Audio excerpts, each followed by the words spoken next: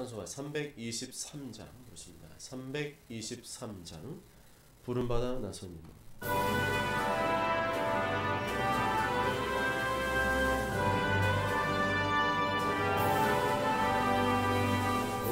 부름받아 나서니모 어디든지 가오리다.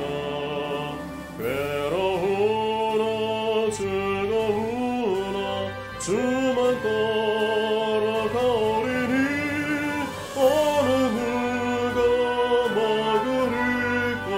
죽음인들 막으리까. 어느 누가 막으리까. 죽음인들 막으리까. 아골골짝 빈들에도 복음 들고 가오리다. 소돔 같은 거리에도 사랑 안고 찾아가서 종의 맘에 질린 것도 아낌없이 드리리다. 종의 몸에 질린 것도 아낌없이 드리리다. 존귀 영광 모든 권세 주님 홀로 받으소서. 멸시천대 십자가는 제가 지고 가오리다. 이름 없이 밑도 없이 감사하며 섬기리다.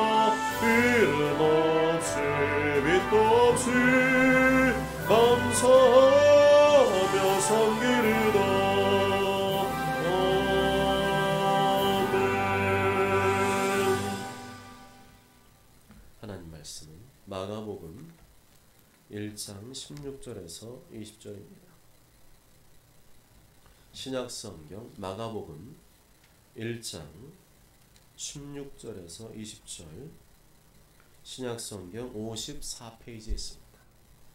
54페이지 마가복음 1장 16절에서 20절 제가 봉독해 드리겠습니다. 갈릴리 해변으로 지나가시다가 시몬과 그 형제 안드레가 바다에 금을 던지는 것을 보시니 그들은 어부라. 예수께서 이르시되 나를 따라오라. 내가 너희로 사람을 낚는 어부가 되게 하리라 하시니 곧 그물을 버려두고 따르니라. 조금 더 가시다가 세베대 아들 야고보와 그 형제 요한을 보시니 그들도 배에 있어 그물을 깁는데 곧 부르시니 그 아버지 세베대를 품꾼들과 함께 배에 버려두고 예수를 따라가니라. 아멘. 부르시면 순종해야 합니까? 라는 제목으로 하나님 말씀을 증거합니다. 우리 주변에 유명한 사람들이나 나와 가까운 사람들 중에서 세상을 떠났다는 소리를 들으면 마음이 무거워집니다. 특히 예수님 믿지 않고 돌아가신 분들, 예수님 믿었지만 예수님과 상관없이 사신 분들, 예수님을 믿었건 믿지 않았건 스스로 목숨을 끊은 자살한 분들, 이러한 분들의 이야기를 들으면 더더욱 마음이 무거워집니다. 그것은 그들의 죽음에 대한 슬픔이기도 하지만 그보다 더 마음이 슬프고 무겁고 안타까운 것은 죽음 이후에 그들이 받아야 할 심판이 있기 때문입니다. 아무렇게나 살다가 죽으면 끝이 아니라 죽음 이후에는 하나님의 무서운 심판이 기다리고 있기 때문에 우리는 이 세상을 의미 없이 살아서는 안 될 것입니다. 한 번 죽는 것은 사람에게 정해진 것이요 그 후에는 심판이 있으리니 예수님께서 이 땅에 오신 이유가 있습니다. 예수님께서 이 땅에 오셔야만 했던 이유가 있습니다. 한 영혼이라도 지옥 심판에 떨어지지 아니하고 영원한 천국에 이르도록 이 땅에 오신 것입니다. 14절과 15절에 보면 예수님께서 복음을 전파하시는 장면이 나오고 있습니다. 예수께서 갈릴리에 오셔서 하나님의 복음을 전파해 이르시되 때가 찼고 하나님의 나라가 가까이 왔으니 회개하고 복음을 믿으라 하시더라. 아멘. 제가 예수님 믿기 전에는 그런 헛소리가 어디 있나 했습니다. 시내 한복판에서 친구들과 술 먹기 위해 기다리고 있는데 난데없이 한 무리가 지나가는 것이었습니다. 그러면서 하는 소리가 예수 천국 불신지요 회개하라 천국이 가까이 왔느니라 외치며 행진하는 사람들 보면 진짜 재수 없다고 생각을 했습니다. 저런 무식한 것들 때문에 내가 교회에 안 나간다고 했습니다. 입만 번지르르한 저런 위선자들 때문에 내가 교회에 안 나간다고 했습니다. 내가 교회 다니면 손에 장을 지지겠다고 했습니다. 그런데 나중에 예수님 믿고 정신을 똑바로 차리고 보니까 그동안 내 곁에서 신실하게 복음을 전했던 성도들의 삶은 하나님의 뜻대로 살기 위한 몸부림이었고 그들의 전도는 내 영혼을 영원한 천국으로 인도하기 위한 하나님의 사랑이었습니다. 그때는 들을 귀가 열리지 않아서 그랬습니다. 복음을 전하는 방식이 너무 군대식이고 위압감을 주어서 그랬습니다. 말과 행동이 다른 위선적인 그리스도인들에 대한 염증 때문에 그랬습니다. 하지만 그들이 전하는 복음은 진리였습니다. 저는 그런 과정을 겪어왔기 때문에 복음을 어떤 식으로 전하면 좋을지 늘 고민을 하고 있습니다. 기본적으로는 항상 친절하고 인격적으로 전해야 합니다. 친절하고 인격적으로 전하되 진실한 성품으로 전해야 됩니다. 위선적으로 가식적으로 살면서 복음을 전하면 복음을 거의가 거부하게 됩니다. 복음의 문제가 아니라 복음을 전하는 사람이 문제인 것입니다. 그래서 예수님께서도 제자들을 곧바로 복음 현장에 투입시키지 아니하시고 3년간 훈련시키며 복음의 전선에 투입시키셨습니다. 무대포로 복음을 전하면 되는 것이 아니라 복음을 전하는 사람의 인격과 삶이 변화된 상태에서 전해야 됩니다. 그들은 복음을 먼저 듣는 것이 아니라 우리의 말과 행위를 먼저 듣고 보고 그 다음에 복음을 들을지 말을지 결정하기 때문입니다. 나를 죽이는 작업을 통해서 복음을 전해야 됩니다. 인간에게 복음에는 진정한 소망이 없기 때문에 복음을 전해야 합니다. 예수님께서 나의 죄를 대신하여 십자가에 죽으시고 부활하셨기 때문에 그 복음 외에는 소망이 없기 때문에 복음을 전해야 합니다. 아무리 땅에서 돈 많이 벌고 성공했어도 죽은 다음에는 심판이 있기 때문에 복음을 전해야 합니다. 그 귀한 복음을 제대로 전하기 위해서는 예수님을 닮아가야 합니다. 내 생각도 인격도 내 언어도 삶도 예수님처럼 겸손하게 바뀌지 아니하면 복음은 제대로 전해지지 않을 것입니다. 이 땅에서 당하는 고통이나 어려움은 아무것도 아닙니다. 죽음 이후에 받게 될 심판은 자비와 긍휼이 없는 아주 냉혹하고 냉정하고 무자비한 심판이기 때문입니다. 이 중대한 사실을 아는 우리가 어찌 복음을 전하지 않을 수가 있겠습니까? 하나님의 아들이신 예수님께서 이 땅에 오신 이유가 바로 그것이었습니다. 전도를 통해서 영혼 구원하러 오신 것이었습니다. 영혼 구원이 이 땅에 오신 목적이었습니다. 처음에는 예수님께서 혼자 전도를 하시다가 나중에는 함께 전도할 사람들을 부르시는 것을 볼 수가 있습니다. 그게 바로 오늘 16절과 17절에 나와 있습니다. 16절과 17절 같이 읽습니다. 시작. 갈릴리 해변으로 지나가시다가 시몬과 그 형제 안드레가 바다에 금을 던지는 것을 보시니 그들은 어부라. 예수께서 이르시되 나를 따라오라. 내가 너희로 사람을 낚는 어부가 되게 하리라. 아멘. 내가 너희로 사람을 낚는 어부가 되게 하리라. 그것이 예수님께서 제자들을 부르신 목적이었습니다. 예수님께서 일부러 의도적으로 계획적으로 갈릴리 해변으로 가셨습니다. 미리 만날 사람을 정하시고 가셨습니다. 그리고 그곳에서 그물을 던지고 있는 어부들을 부르셨습니다. 시몬아 안드레야 나를 따라오너라. 시몬아 안드레야 나를 따라오라. 예수님께서 처음 만난 이 시몬과 안드레에게 자기소개를 하시거나 어떤 설명을 하시거나 부탁하지 않으셨습니다. 내가 말이야 뭘 해야 되겠는데 너희들이 날 좀 도와주면 안 되겠니? 나는 하나님의 아들인데 말이야 너희들이 내가 하는 일을 도와주면 좋겠다. 그렇게 말씀하지 않으셨습니다. 예수님께서는 그들이 예수님의 부르심을 듣고 따를 것을 미리 알고 계셨고 그들은 이미 예수님의 제자로 택함받은 사람들이었습니다. 그렇기 때문에 예수님께서는 일방적으로 그들을 부르셨습니다. 이것이 하나님의 부르심, 하나님의 콜링인 것입니다. 또한 19절과 20절에 나오는 세베대 아들 야고보와 요한을 부르시는 장면도 동일합니다. 그들의 의견을 물어보고 부르신 것이 아니라 야고보야, 요한아, 나를 따라오라. 야고보야, 요한아, 나를 따라오라. 일방적으로 부르셨습니다. 야고보와 요한 역시 그들이 예수님의 부르심을 듣고 따를 것을 알고 계셨고 그들은 이미 예수님의 제자로 택함받은 사람들이었습니다. 그렇기 때문에 예수님께서는 일방적으로 그들을 부르시고 그들은 예수님 부르심에 순종했던 것입니다.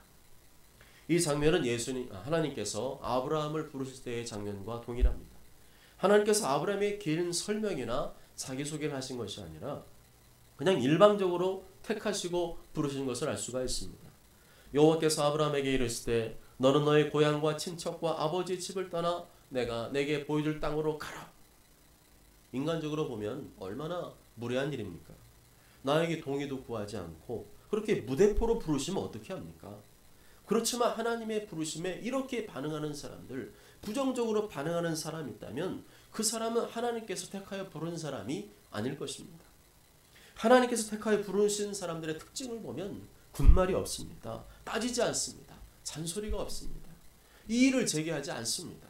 하나님의 말씀이라면 이해가 안 돼도 아멘하고 순종부터 하는 것을 알 수가 있습니다. 내가 이해하지 못해도 그 하나님께는, 그분에게는 큰 그림이 있음을 믿기 때문에 순종하는 것입니다. 사람의 말이 아니라 하나님의 말씀이니까 믿고 순종하는 것입니다. 하나님의 생각이 내 생각보다 훨씬 더 깊고 높고 넓고 크기 때문에 순종하는 것입니다. 하나님을 믿으면 순종할 수 있습니다. 하나님의 말씀을 믿으면 순종할 수 있습니다. 이해가 되지 않아도 믿으니까 순종할 수 있습니다. 그래서 믿음과 순종은 같이 가는 것입니다. 순종이 되지 않는 이유는 믿음이 없기 때문입니다. 믿음이 있으면 순종할 수 있는데 믿음이 없으니까 순종이 안 되는 것입니다. 그래서 우리는 믿음을 달라고 기도를 해야 됩니다. 의심하지 않고 온전히 믿을 수 있는 믿음을 달라고 기도해야 합니다.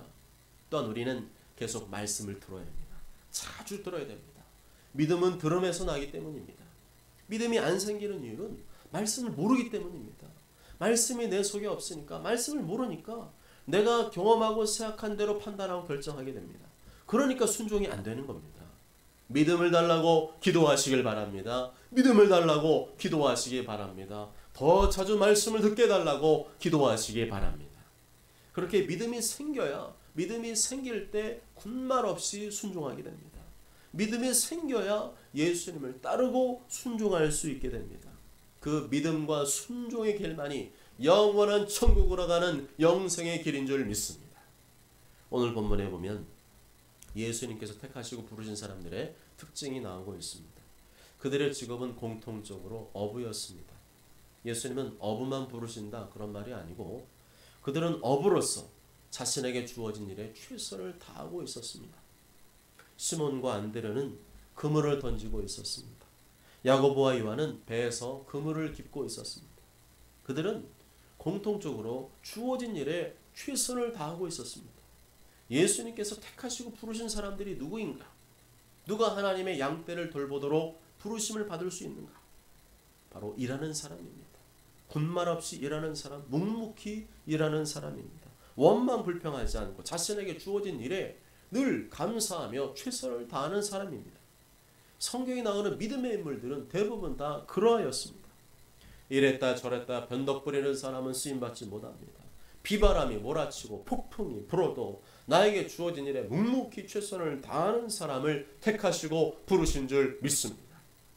또 한 가지 특징이 있다면 그것은 과감성입니다. 과감성.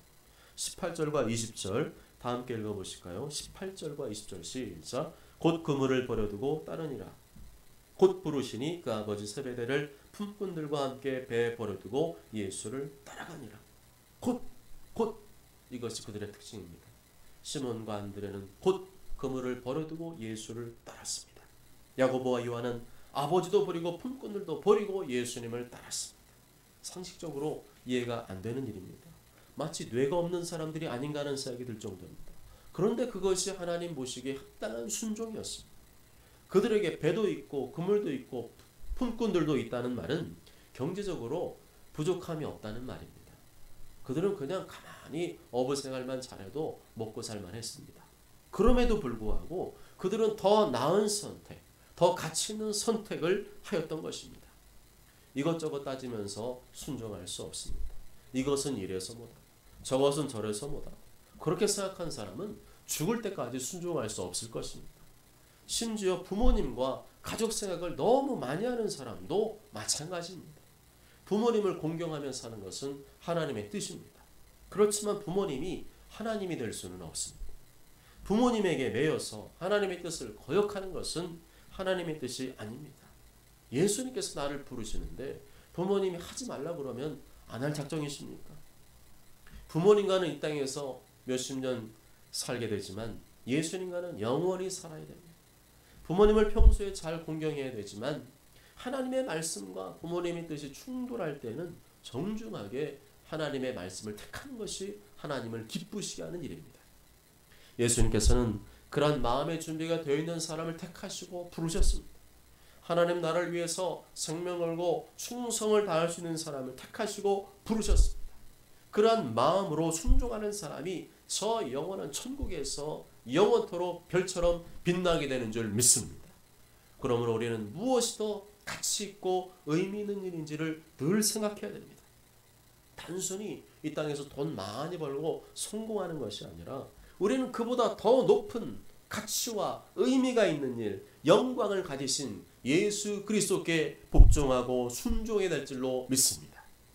사랑하는 여러분, 우리는 이 땅에서 살고 있지만 이 땅에 속해 있지 않습니다. 우리는 이 땅에 살고 있지만 여전히 우리는 하나님의 자녀이고 예수님의 제자이고 천국의 시민입니다. 그것을 망각하며 사는 사람은 그냥 그 생각도 없이 이 땅에서만 잘 먹고 잘 사 거기에만 매여서 산다면 그 사람은 그가 원한 대로 그 자격을 박탈시키실 것입니다. 진정으로 천국을 사모하고 하나님 뜻대로 살기 위해 발버둥치는 사람이 하나님의 자녀가 아닙니까? 단순히 잘 먹고 잘 살기 위해 사는 인생이 아니라 더 높은 가치와 영광을 가지신 예수님을 위해서 살아야 예수님의 제자가 아닙니까? 모쪼록 저는 모두가 나를 하나님의 자녀로 택하여 부르신 하나님 뜻에 합당하게 믿음으로 생각하고 믿음으로 말하고 믿음으로 행동하고 순종하여 믿음과 순종으로 가는 나라, 저 영원한 천국에 모두가 다 들어가 그 영원한 영광을 누리게 되시길 주님의 이름으로 축복합니다. 아멘. 기도하시겠습니다. 함께 기도하실 때 오늘 하루를 돌아보며 기도하기를 원합니다. 오늘도 하나님께서는 변함없는 은혜와 사랑을 베풀어 주셨습니다. 내가 깨닫지 못하고 내가 느끼지 못할 뿐이지 하나님께서는 말씀대로 여전히 우리에게 필요한 은혜와 사랑을 베풀어 주셨습니다. 그렇지만 그 은혜와 사랑을 망각하고 하나님의 뜻대로 살지 아니하고 내 눈에 보이는 대로 내 욕심대로 살았던 내 생각대로 살았던 우리의 모든 죄와 허물을 이 시간 고백하오니 용서하시고 받아 주시옵소서. 십자가에 설리신 예수님의 거룩한 보혈로 우리의 영혼과 육체를 정결하게 씻겨 주옵소서. 깨끗하게 하시고 새롭게 하여 주옵소서. 오늘 주신 말씀대로 하나님 이 땅에서 나를 하나님의 자녀로 부르셨습니다. 또 하나님께 특별히 부르신 사람들도 있습니다. 그 부르심이 나를 부담스럽게 하고 힘들게 하려고 하는 것이 아니라 나에게 저 영원한 천국, 영원한 상급을 더 많이 쌓도록 하시기 위한 하나님의 특별한 사랑인 줄 깨닫고 내가 이 땅에서 하나님의 자녀로서 예수님의 제자로서 각자의 위치에서 최선을 다하여 감당하며 하나님의 영광과 주의 복음을 전하는 사명을 이루며 살아갈 수 있게 하여 주옵소서. 보다 더 높은 가치와 의미 있는 그리고 더 영광스러운 예수 그리스도, 그 예수 그리스도의 부르심에 합당한 삶을 살아가는 우리 모두가 되게 하여 주옵소서. 이런 제목들 가지고 주여 세 번에 치고 통성으로 기도합니다. 주여 주여 주여.